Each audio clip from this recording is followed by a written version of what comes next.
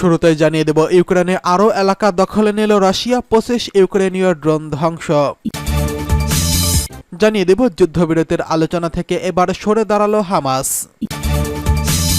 এছাড়া রয়েছে গাজায় ইসরায়েলি আগ্রাসনে নিহত অন্তত 50 ফিলিস্তিনি।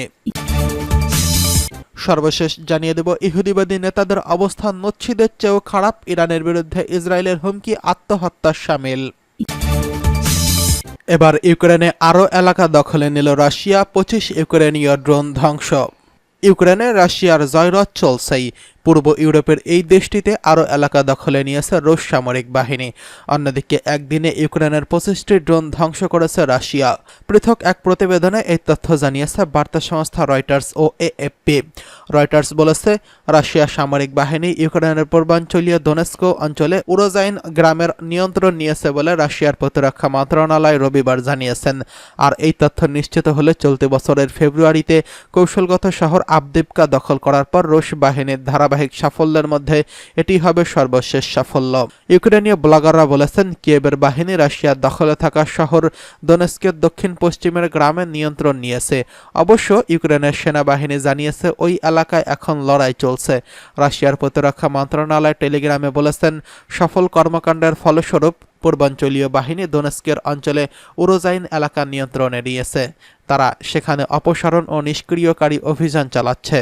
রয়টার্স অবশ্য স্বাধীনভাবে ইউক্রেনীয় ও রাশিয়ান রিপোর্ট নিশ্চিত করতে সক্ষম হয়নি বলে জানিয়েছেন বার্তা সংস্থাটি।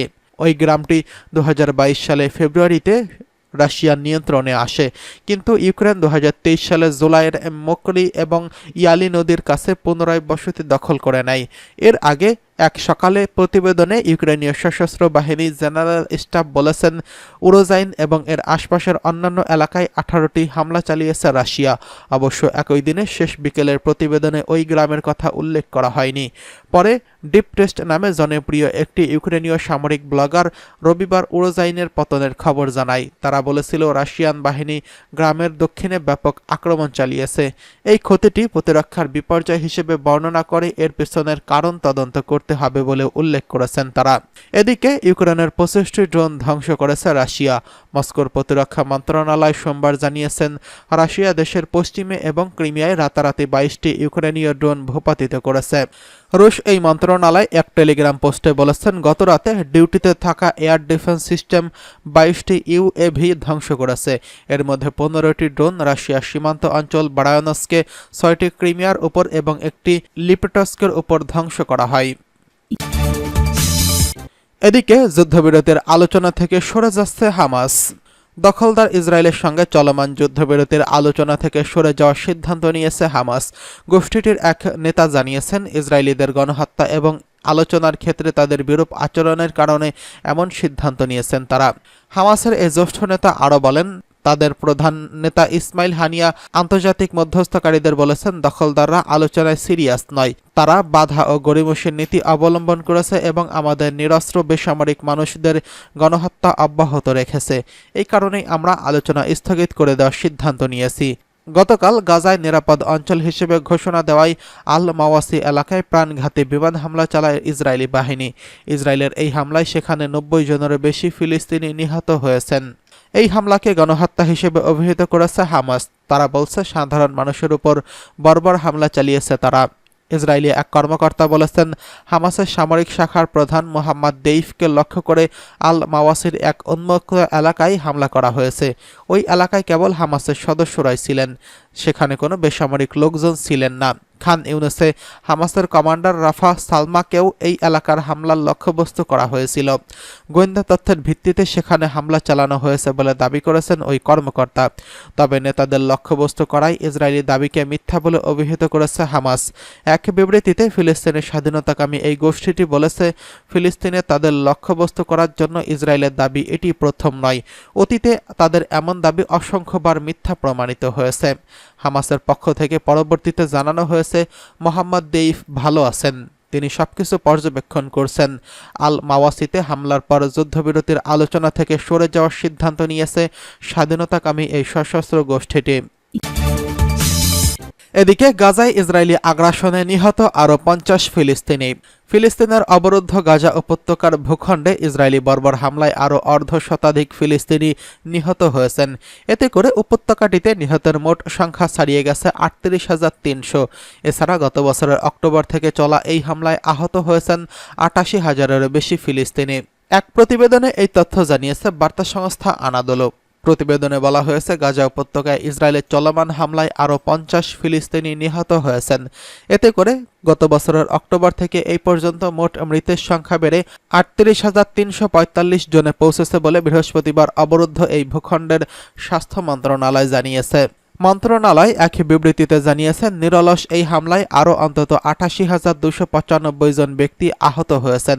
মন্ত্রণালয় বলেছে, গত ২৪ ঘণ্টায় ইসরায়েলি বাহিনীর করা দুটি গণহত্যায় ৫০ জন নিহত এবং আরও ৫৪ জন আহত হয়েছেন।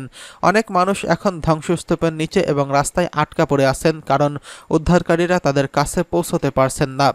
মূলত গাজায় অবিলম্বে যুদ্ধবিরতির দাবি জানিয়ে জাতিসংঘের নিরাপত্তা পরিষদের প্রস্তাব সত্ত্বেও ইসরায়েলি অবরুদ্ধ এই ভূখণ্ডে তাদের নৃশংস আক্রমণ অব্যাহত রেখেছে। উল্লেখ্য, গত ৭ই অক্টোবর হামাসের নজিরবিহীন আন্তঃসীমান্ত হামলার পর থেকে ইসরায়েল গাজা উপত্যকায় অবিরাম স্থল ও আগ্রাসন চালিয়ে আসছে। ইসরায়েলি এই হামলায় হাসপাতাল, স্কুল, শরণার্থী শিবির, মসজিদ, গির্জাসহ হাজার হাজার ভবন ক্ষতিগ্রস্ত বা ধ্বংস হয়ে গেছে। এছাড়া ইসরায়েলি আগ্রাসনের কারণে প্রায় ২০ লাখেরও বেশি বাসিন্দা তাদের বাড়ি ঘর ছাড়তে বাধ্য হয়েছেন। মূলত ইসরায়েলি আক্রমণ গাজাকে ধ্বংসস্তূপে পরিণত করেছে। জাতিসংঘের মতে, ইসরায়েলের বর্বর আক্রমণের কারণে গাজায় ৮৫% বেশি ফিলিস্তিনি বাস্তুচ্যুত হয়েছেন।